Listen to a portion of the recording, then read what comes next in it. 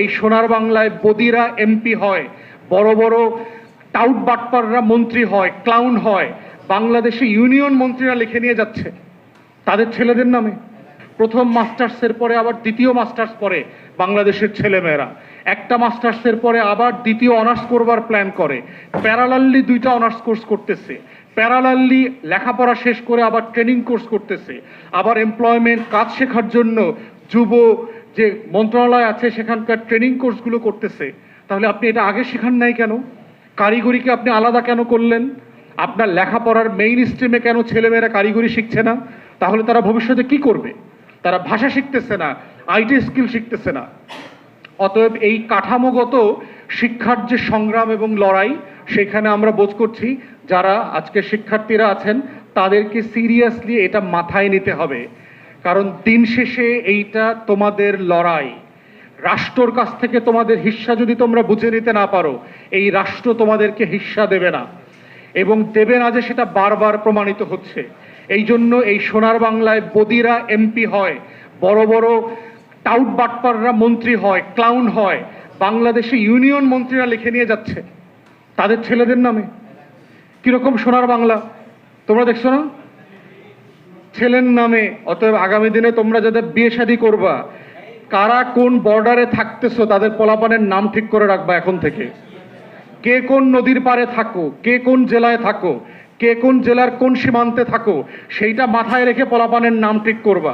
ক্ষমতা নিয়েই এলাকার জেলার নাম বদলায় দিবা, উপজেলার নাম বদলায় দিবা, ইউনিয়নের নদীর নাম, মাছের নাম, হাড়ি পাতিল সবকিছুর নাম বদলায় দিবা, গাছের নাম বদলায় দিবা। বাংলাদেশের রাস্তাঘাট যা কিছু আছে, ফল টল সব বাংলাদেশের সবকিছুর নাম বদলায়া বিএনপি সরকারের এমপি মন্ত্রীদের নামে করার জন্য দাবি করছি আজকের এই প্রোগ্রাম থেকে আমরা। কারণ রাষ্ট্র নিয়ে তাদের মাথা ব্যথা নাই, তারা ইউনিয়ন ছেলের নামে দিয়ে দিতেছে, এলাকার নাম বাপের নামে দিতেছে। তার কিন্তু একটা বউ আছে, মেয়ে আছে। আমরা দাবি করতেছি মাননীয় মন্ত্রীর বউর নামে জেলার নাম করা হোক, মেয়ের নামে আর একটা উপজেলার নাম করা হোক। এই উপজেলার নাম জেলার নাম আমরা মানি না।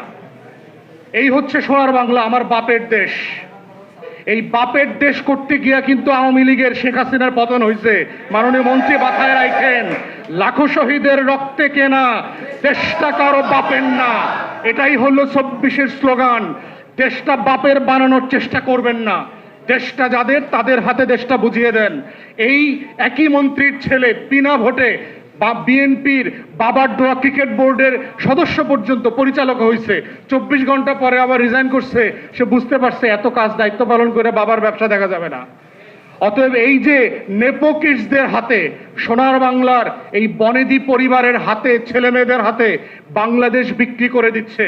আর তোমরা যদি সেই রাষ্ট্রের হিস্সা বুঝে না নাও, সেই বাংলাদেশ তোমাদের হবে না। অতএব ২৪-এর গণ অভ্যুত্থানের যে লড়াই ছিল, এই বাংলাদেশটা আমার, এই বাংলাদেশটা আমাদের, এই বাংলাদেশটা আমাদের সবার। কোনো ব্যক্তি, পরিবার, কোনো দলের কাছে এই রাষ্ট্র বেচে দেওয়া হয় নাই। ২৪-এর আগেও দেওয়া হয় নাই, ২৪-এর পরেও কাউকে বেচে দেওয়া হবে না। অতএব এইটা মাথায় রেখেই হচ্ছে বাংলাদেশ ছাত্রপক্ষ এবং শিক্ষার্থীদেরকে আগামী দিনের ন্যায্য লড়াই করতে হবে বাংলাদেশটাকে বুঝে নেবার জন্য।